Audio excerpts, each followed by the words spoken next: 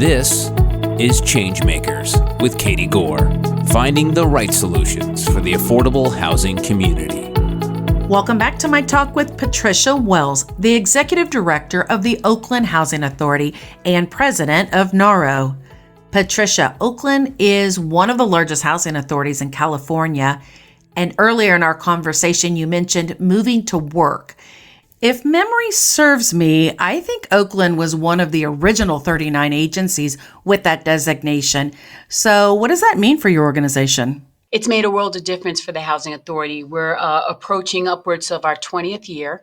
And you mentioned 39. There were an original 39, but in the past 3 years, Housing Urban Development, HUD, has welcomed 100 new housing authorities into the cohort. They're different from the original 39. The original 39 went into agreements, and these agreements are contracts with HUD, where we take the original regulations underneath the Housing Act and we're able to modify them based upon our local need. And we go into agreement with HUD that we've modified this particular regulation and we've replaced it with this local program. And it's approved by HUD and it's built around, as I described in the beginning, those strategic ideas of what's needed for the families and the communities we serve at our local level. And then we take that, and that helps us to build administrative streamlining. So we are able to do more with less administrative burden. It allows us to have more creativity in how we use our local funds to meet the need locally. For Oakland, what that meant was we were able to invest and or develop and preserve over 1,000 units under this specialized program, and we were able to use those funds to go into different types of subsidy programs that we call quote unquote local programs to serve formerly incarcerated families transitioning into the community, mothers with children funded by TANF, young adults exiting out of the foster care system, as well as families who have special needs because of different disabilities, our veterans, and also families thriving after being targets of domestic violence. All those different types of housing programs came because of the MTW status and our ability to change traditional ways of using our funding to the Oakland MTW way of using our funding. The additional 100 that are joining the cohort in the last couple of years are broken down into, I believe, 6 groups that each focus on one type of program. One might be landlord incentives, one might be alternative methods for subsidy programs. So they're more specific to kind of one path, whereas the original 39, we have a tapestry of MTW programs that allow us to meet the need for our specific jurisdictions. And it has meant the world to Oakland. The things that we've been able to achieve, the lives we've been able to impact, the creativity that our team is here used to doing is just amazingly more robust. And going back to those original 515 emergency housing vouchers, it's been MTW that's allowed our team to have the courage and the innovation and the excitement to develop some of those incentives and alternative ways of serving families has been because of MTW. With this additional flexibility, it sounds like you guys have moved from being agents of compliance to true affordable housing partners for your community. Does that sum that up well? Absolutely. We like to say we're the housing lab and able to venture out and be a different type of partner in the community. And I love that phrase.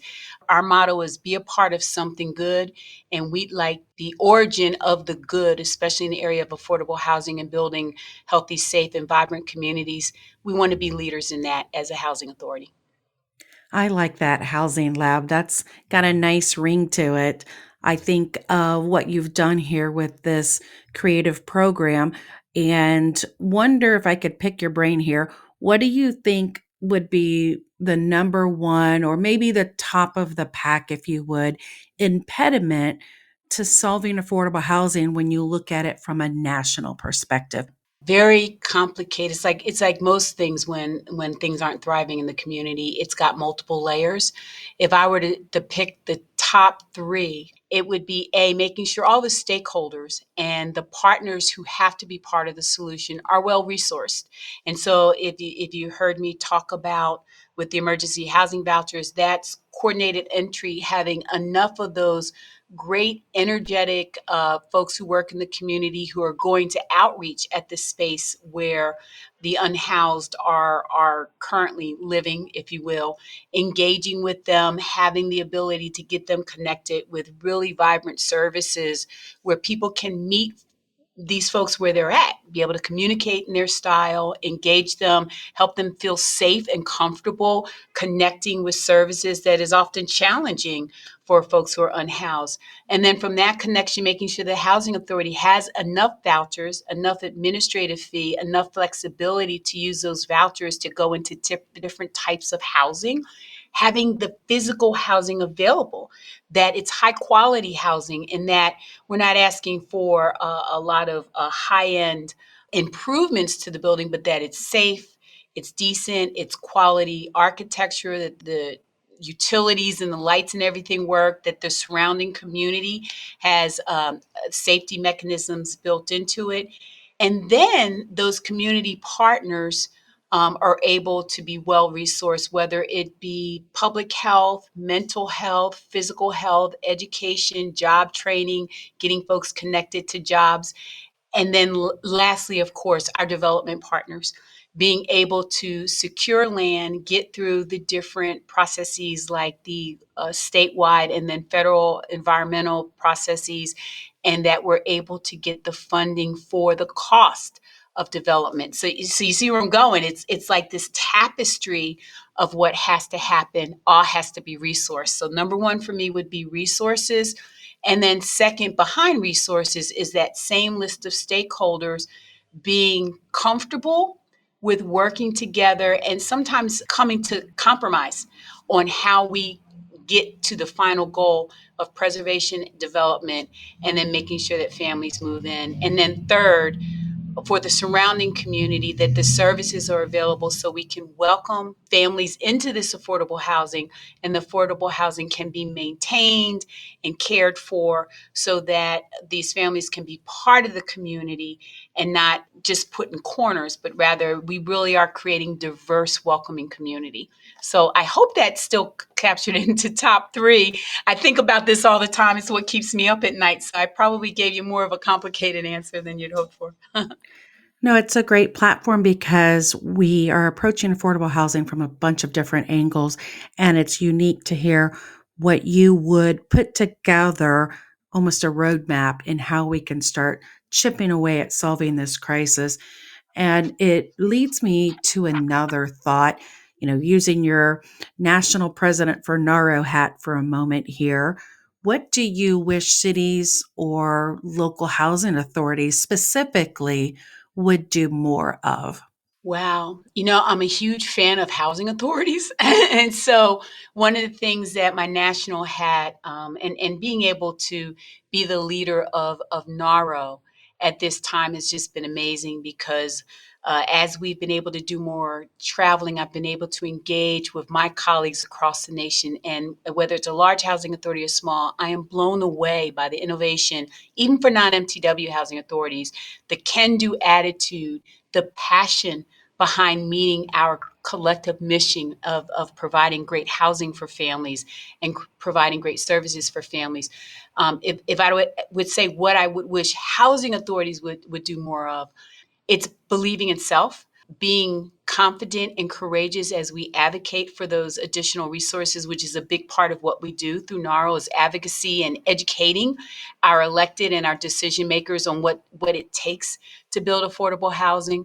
So I think that for housing authorities to collaborative and confident in working together, networking, quite frankly, in NAHRO, it's one of the things that is our bright sparks and our star, is that the 19,000 members of NAHRO work very hard to do that. For cities, welcoming housing authorities to the table, realizing the resource that housing authorities bring, not just the resource of the subsidies to help families who need the subsidies find affordable housing, but the resources in that can-do spirit, that can-do attitude, that understanding of the work that we've done working with families who come from different walks of life, but the main consistency is that they're experiencing the trauma of a lower income or an extremely low income and all that comes with being low income. The fact that education probably hasn't been its best, work experience hasn't been its best. There may be medical challenges for the family, oftentimes elders who have served and worked during a lifetime and now find themselves with not a high enough retirement in order to care for themselves. And of course, many, many families that include our veterans who have been heroes for us in days past, those who have different abilities and cannot work full time. And then I would end that with the families with young children who are our future, but because of their income status, don't have access to the resources to make sure that their children can thrive going to school. So if cities could see that housing authorities do that every day and have so much understanding of the services needed, I think we could get at that table, if you will, further along more quickly, understanding that housing authorities bring just such a wealth of experience and information. You mentioned one of the missions of NAHRO was to increase advocacy for affordable housing policy. Are there any initiatives that you'd like to highlight here? Well, it's funny. It came across my desk this morning. Right now, housing authorities, with NARO as leader, and we work in partnership with several other industry groups in the nation, are really trying to work with HUD to understand, again, that complexity of what it means to be a housing authority in America during this time, coming out of a national pandemic, with all housing authorities, like all of us, have been hit with understaffing because of the great resignation, lack of resources because of funding in general for the industry and the industries we partner with, like education and healthcare. The fact that there is a supply chain issue, so just doing the basics of up to date maintenance, preventive maintenance. So, all that we're advocating for HUD and Congress to give us some relief on some of the requirements that are there for housing authorities. We also have initiatives focused on, our big one is being part of the solution for addressing homelessness and ensuring that more families, every family, and family we divide as one or more persons. So for us, a family could be one individual or many individuals in a household, and just making sure that every household has access to those quality homes we talked about. We're also very much focused on education initiatives. We have a third grade reading initiative that NARO is supporting, as well as digital equity and making sure that families that are part of our programs also have access to the internet that so many of us kind of just are used to and take for granted, that allows our children to go to school and be able to thrive with remote learning or the new way of doing research, that adults in the household can be creative with being able to work remotely using the internet and tech. So those are just some of the many initiatives that we're working on right now. Our NARO team is always busy helping us with advocacy. And if it's something that's big coming out of the House or the Senate, that is in the affordable housing and the healthy communities field, you can believe that NARO is involved in advocating for the best of what's needed for every family in America. NARA also has a Merit College Scholarship that is been going on for a while. Tell us how you think that is impacting the organization and other people's lives. Thank you for bringing that up. It again highlights the fact that housing isn't just about the place, the bricks and mortar. It's about what comes out of home. And so we have, one of our initiatives is Housing America. And it talks about the fact that every time a family has access to the home subsidized by the housing authority, the added benefits like the NARO Merit Scholarship then allows the child, who over the years hopefully has participated in everything from our poster contest to other engagements that we do with the housing authority side, once they achieve that graduation from high school and now are moving on to a 2-year or 4-year college experience, that those very same organizations and stakeholders are submitting precious dollars to making sure that they can fund college. And we know that we have had young people over the years, not just complete college, but go on to graduate school. Some of those same young people have been interns at the housing authorities that sponsored them during the scholarship phase. And it's attracted additional funders who want to be part of that solution. So it's actually one of our most celebrated and vibrant kind of fun things to do. We've had a couple of young people from here in Oakland compete for scholarships and get that scholarship and others. And just the celebration when a young person is able to go to college and the joy on their face and the joy on their parents' face is just undeniably one of the highlights of what we do. There is a lot going on in your world right now, definitely. It is. I have a little phrase that I use that my father taught me. My mother became ill with multiple sclerosis when I was a toddler. My father found himself during the 70s with six young ones. And instead of that being something that made us feel like victims, my father turned it around and we became the helpers in the community. So we were out there doing a whole bunch of community service. And my daddy used to say, it doesn't matter what's happening to us, but we are in this space for such a time as this. And that's a quote by Queen Esther, if you're familiar with a scriptural quote. And so I live my life for such a time as this. And it's amazing how in the housing authority world and affordable housing world, there is always a time that we get to do something good. And again, it gets back to OHA, be a part of something good. There's always a moment, no matter what we're going through, to be a part of something good.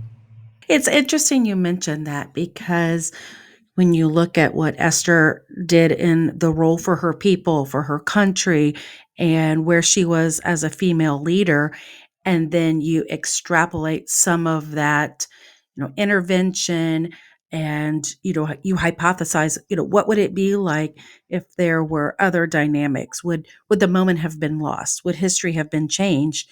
And I think it's a moment for all of us to reflect on as we are not maybe changing a nation, but maybe with national housing policy, you could.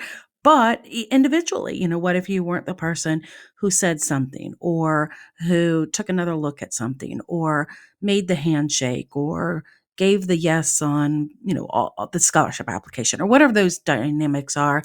And so it's very inspirational that you mentioned that, but it's also crucial because it reminds us that we are here for connectivity.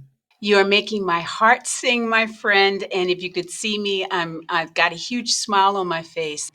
That what you just described, giving back, paying it forward, if you will, celebrating all we are as humanity, the joy of doing the work. Our work is can be challenging. Families are often in distress Hmm. at the time that they come to get services from the housing authority. And in fact, it's you talk about innovation. One of the things that we're moving forward on is each one of us, including me, will be going through training on trauma informed programming and care.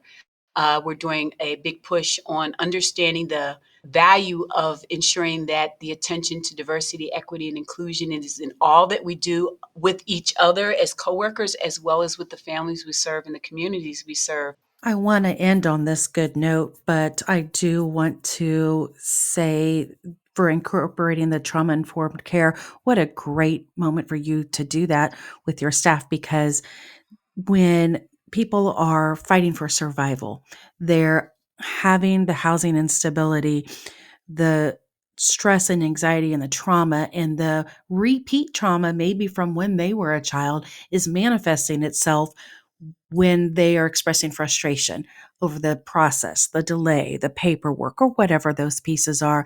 And it's so crucial for us in the affordable housing industry to understand where the person is, where their heart has been.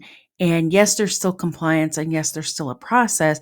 But if we truly understand what they're going through, we can word things differently. We can take a little bit more time. We can be more patient when there is an escalated situation. So I am really happy to hear that you're putting that forward for your team. Thank you so much, and you articulated it perfectly. And I have to tell you, we have such a supportive board of commissioners here that they've really felt very comfortable with allowing us to go beyond what was, as you know, Katie, very traditional ways of providing affordable housing, public housing. And we've tried to evolve as the community and the need has evolved. And that is my hope, that if you talk to me a year from now, we'll see the impact of a lot of this positive work for both staff as well as the families we serve. Well, we'll hear about it at a National Merit Award Best Practice, hopefully in a year. That'd be awesome. And thank you for all the work that you do to just highlight and help the global community understand what it takes to provide affordable housing, and how many of us as a global community are really trying to make a difference. I just really appreciate all that you're doing. Thank you. Thanks for listening to ChangeMakers with Katie Gore. To find out more about Katie, go to quadel.com. That's QUADEL.com. This has been a production of Forbes Books Radio.